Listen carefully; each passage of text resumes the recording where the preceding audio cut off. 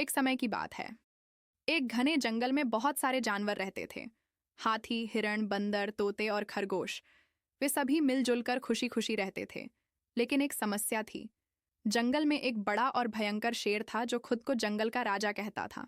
हर दिन वह शेर जंगल में निकलता और किसी न किसी जानवर का शिकार करता। सभी जानवर बहुत डरते थे। किसी को नहीं पता होता था कि अगला नंबर किसका होगा।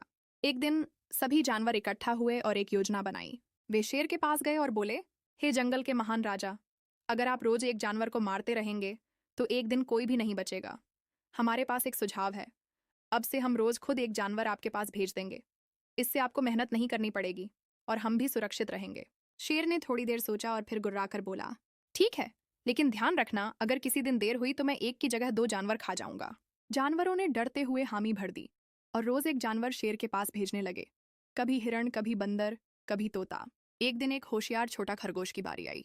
खरगोश जानता था कि अगर वह शेर के पास गया तो वह भी मारा जाएगा, लेकिन वह मरना नहीं चाहता था।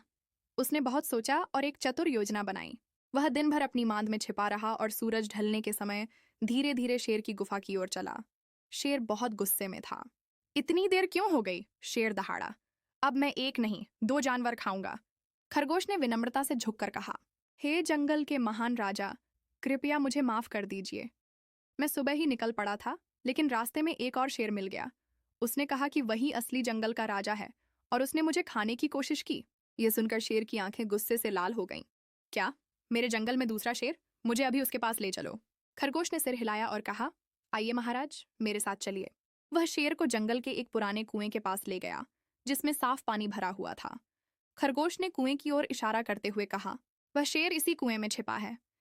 जब मैंने आपकी बात मानी तो उसने कहा कि वह लड़कर साबित करेगा कि वही असली राजा है। शेर कुएं के पास गया और पानी में झांका।